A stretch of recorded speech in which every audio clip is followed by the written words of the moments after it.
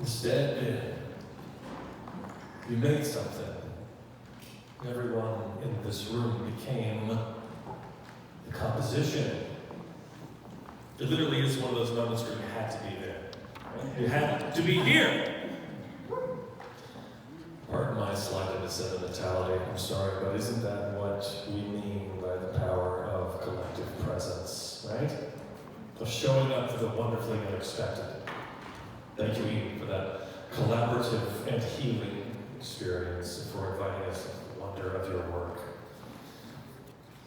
You know, the marvel of this ballroom is the many things that can happen here. As we've seen already, string music, guitar, our voices soaring up all around us.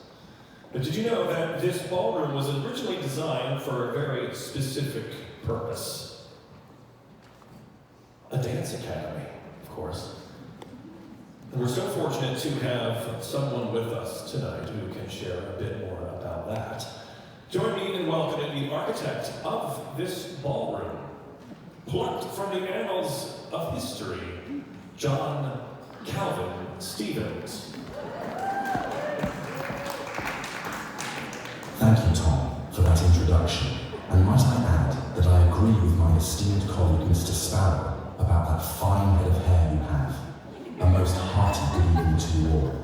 My name is John Calvin Stevens, and I stand before you tonight, not simply a humble architect, but a man most fortunate to have had the privilege of designing this very ballroom you now find yourself in. In 1889, I was given the delightful task of crafting this splendid hall for a gentleman of great esteem, one Melvin B. Gilbert, a most accomplished dance instructor, and, I dare say, a man who could waltz with the best of them.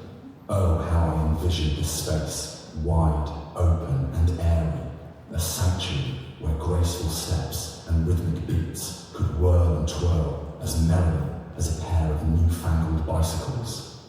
Yes, my friends, bicycles in the ballroom. Why, I once dared to dream that this hall might one day host not only dancers, but also bicyclists racing across the floor, much to the horror of Mr. Gilbert, no doubt. But alas, that vision was swiftly squashed, though the thought of a tandem race during a spirited waltz does bring a smirk to my lips. Now, when I first laid out my plans for this ballroom, I must admit, I had no inkling that it would become more than a dancer's canvas, that it would soon ring with the symphonies of orchestras, echo with the soliloquies of thespians, and even house the musings of poets and writers, all drawing their inspiration from the very bones of this structure. The curves of its arches, the sweet acoustics that carry sound as if whispered by the gods themselves, and the magical way the light seems to dance upon the floor, as if it too were alive. Mechanics Hall is a living monument to the resilience and power of artists and creatives. Why, Mr. Gilbert and I first met while taking a drawing class together, and look where that led. It fills me with joy to know that today, the hall remains a home for music, theatre, dance, and literature. Year after year, it continues to bloom with creativity, evolving into a space for artists of all kinds, free from barriers. Even after many generations, it remains a haven for those seeking inspiration and connection. I eagerly anticipate the future work ahead for Mechanics Hall, repairing those troublesome roof leaks and adding modern comforts like this thing we call HVAC, a fanciful heating and cooling apparatus. How marvellous. Before I depart, I'd like to offer a quick hello to my great-grandson, Paul Stevens, who serves on the board here at Mechanics Hall and is in the audience this evening. Hello, Paul. How proud I am of you.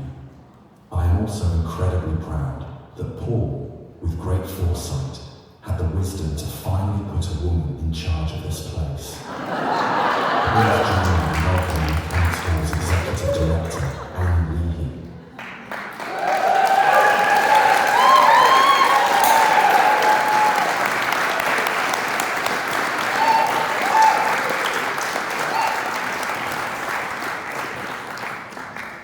Thank you so much.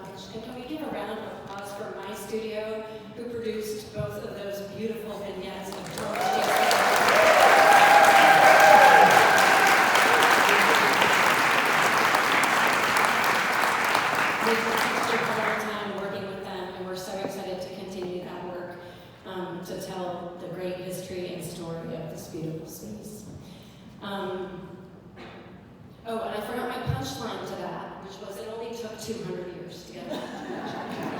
That was my punchline. Thank you all so much for being here tonight. Mechanics Hall truly comes alive, and it is full of art and music, dance, friends, and community. I'm sure it will not come as a surprise that as we approach this year's Evening of Wonder, I found myself reflecting on the future of our work with an increasing sense of urgency. The ground beneath us